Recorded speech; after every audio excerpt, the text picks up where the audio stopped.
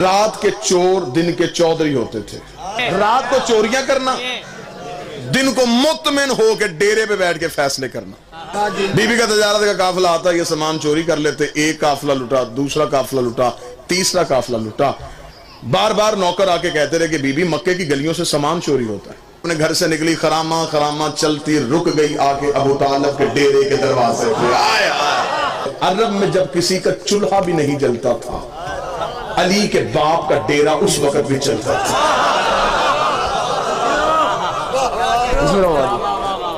عرب کے فیصلے سیدوں کے ڈیرے پہ ہوتے تھے. ڈیرے دار یہ خاندان تھا. مہمان ان کے دروازے سے بھوکا نہیں جاتا تھا. حاجیوں کو یہ کھانا کھلاتے تھے. حج کے دنوں میں سب سے بڑی سبیل انہی کے گھر میں لگتی تھی.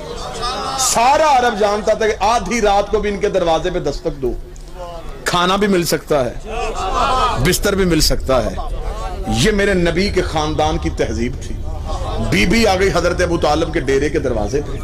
سامنے مسجد پہ بیٹھا تھا علی کا شریف ترین باپ. بی بی نے آ کے دونوں ہاتھ ماتھے پہ رکھے, رکھ کے کہا ابو طالب میں ہوں خویلد کی بیٹی. باپ بھی میرا رئیس تھا, میں بھی رئیس ہوں. باپ بھی تاجر تھا, میں بھی تاجر ہوں. باپ بھی تجارت کرتا تھا, میں بھی تجارت کرتی ہوں. مکے کی گلیوں سے تجارت کے قافلے یمن شام مصر کے لیے جاتے ہیں. مکے کی گلیوں سے میرا سامان چوری ہوتا ہے. میں آپ سے پناہ لینے کے لیے آئی ہوں. اتنا جملہ کہنا تھا, یہ حضرت ابو طالب نے ایک لمحہ سوچے بغیر کہا, خدیجہ مطمئن ہو کے گھر چلی جا, آج کے بعد تیرا سامان کوئی نہیں لوٹے گا, آج کے بعد تیرے قافلے کو کوئی نہیں دیکھے گا. میں نے لمحہ دیر نہیں کی, میں فوراً آپ کو نتیجے پہ لے کے آنا چاہتا ہوں. آج کے بعد تیرے قافلے کو کوئی نہیں دیکھے گا. بی بی خدیجہ مطمئن ہو کے پیچھے ہٹنے لگی. بی بی خدیجہ کا نوکر آگے بڑھا, اس کا بی بی اس نے کہہ دیا ہے جا تو بھی رہی ہے, اس سے پوچھ تو صحیح, طریقہ تو پوچھ. یہ کرے گا کیا؟ محافظ بھیجے گا, رستہ تبدیل کروائے گا, رستے میں بندے کھڑے کرے گا, یہ کرے گا کیا؟ بی بی خدیجہ نے نوکر کے منہ پہ ہاتھ رکھا, شرم کر, بڑے بڑے گھروں میں چھوٹی چھوٹی باتیں نہیں کیا کرتے, بڑے بڑے گھروں میں چھوٹے چھوٹے سوال نہیں کیا کرتے. اس کا بی بی تو اتنی مطمئن ہو کے کیوں جا رہی ہے؟ بی بی نے کہا تجھے نہیں پتا, یہ جو کہہ دیتے ہیں وہ ہو جاتا. بی بی خدیجہ مطمئن ہو کے گھر چلی گئی. حضرت ابو طالب نے اپنے نوکروں کو کہا ان سارے چودھریوں کو آج شام میرے ڈیرے پہ بلا. سارے اکٹھے ہو گئے, حضرت ابو طالب کے ڈیرے پہ آ گئے. سردار عرب رئیس مکہ علی اور محمد کے مشترکہ باپ اٹھ کے کھڑے ہوئے, ایک خطبہ دیا جسے خطبۃ القریش کہا جاتا ہے, قریش والوں کو دیا ہوا خطبہ. حضرت ابو طالب نے سب کو اپنے ڈیرے پہ بلایا.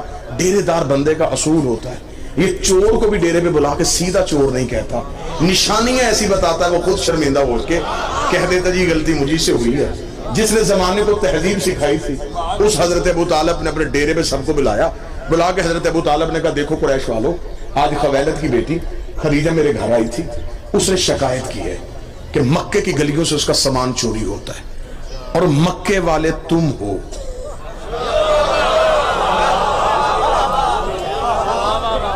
لہٰذا میں یہ نہیں کہوں گا کہ کون چوری کرتا ہے, میں صرف تمہیں یہ سمجھانا چاہتا ہوں آئندہ سے قافلہ نہ لوٹنا. ابو طالب کہ میں تمہیں گھر بلا کے صرف اتنا سمجھانا چاہتا ہوں, عورت کے قافلے لوٹنا کوئی مردانگی نہیں ہے. اتنا جملہ کہہ رہا تھا, یا ایک بندہ اٹھ کے کھڑا ہو گیا. اس نے کہا ابو طالب تیرے مشورے کا شکریہ, لیکن پہلے یہ بتا کہ ہم کریں تو کریں کیا؟ عرب میں کاروبار کیا ہے؟ پتھر بیچیں سوائے پہاڑوں کے یہاں پہ ہے کیا مکے میں؟ نہ صنعت نہ زراعت, چھوٹے چھوٹے ہمارے قبیلے ہیں. اتنے دور دور کے ملک ہے تجارت کے لیے, اگر وہاں تک تجارت کے لیے جائیں تو جتنا رستے میں خرچہ ہے اسی میں تو ہمارا مال چلا جائے گا. اب میری قوم کے نوجوان سر اٹھانا. حضرت ابو طالب نے کہا تم نے مجھے پہلے کیوں نہیں بتایا کہ تمہارے پاس کرنے کے لیے کاروبار کوئی نہیں؟ علم معاشیات کا, علم اقتصادیات کا, علم اکاؤنٹس کا سب سے پہلا قانون علی کے باپ نے بنایا تھا. آج تک دنیا کا اسلامک بینکنگ نظام ابو طالب کے بنائے قانون پہ چل رہا ہے. حضرت ابو طالب نے کہا تم نے مجھے پہلے کیوں نہیں کہا تمہارے پاس کرنے کے لیے کچھ نہیں؟ جاؤ میں تمہیں مشورہ دیتا ہوں, جس کے گھر ایک اونٹ ہے ایک اونٹ لے آئے, جس کے گھر ایک گھوڑا ہے گھوڑا لے آئے, جس کے گھر ایک بکری ہے ایک بکری لے آئے, جس کے گھر کچھ بھی نہیں ایک مٹھ جو ہی لا کے خدیجہ کے تجارت کے ایک سامان میں رکھ دو. جب تجارت کا قافلہ واپس آئے, جس کا ایک اونٹ ہے 2 لے لینا, جس کے 2 اونٹ ہے 4 لے لینا. جتنا دو گے گھر بیٹھے اتنا منافع ملے گا. بابا جی اب گئے, جو تھا لا کے حضرت ابو طالب کے صحن میں رکھا.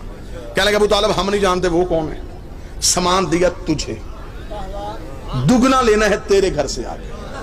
حضرت ابو طالب کا سامان یہاں رکھو چلے جاؤ، جب تجارت کا قافلہ واپس آئے ادھر نہیں جانا، ادھر آنا، میں تمہیں یہ مال دگنا کر دوں گا۔ اب سامان رکھ کے چلے گئے، ایک بندہ بھی خاموش رہ گیا تو میں سمجھوں گا کہ میری محنت ضائع ہو گئی۔ سامان رکھ کے چلے گئے، حضرت ابو طالب نے مسکراتے ہوئے اپنے نوکر کو کہا، خدیجہ کے نوکروں کو بلا۔ بی بی خدیجہ کے نوکر آئے، حضرت ابو طالب کا سامان پورا کرو، یہی چوری ہوا تھا۔ بی بی خدیجہ کے نوکر پریشان ہو گئے، انہوں نے کہا کل ابھی ہم نے شکایت کی ہے، آج سامان مل گیا، یہ کہاں سے ملا ہے، یہ کہاں سے آیا؟ حضرت ابو طالب کو بی بی خدیجہ کے نوکروں نے کہا سردار یہ کہاں سے ملا؟ ابو طالب نے یہ کہاں چھوڑو، کہاں سے ملا؟ مال اٹھاؤ خدیجہ کو جا کے دو اور اس سے کہنا کہ ابو طالب کہتا ہے جب تجارت کا قافلہ واپس آئے نا، اس مال کا کوئی صدقہ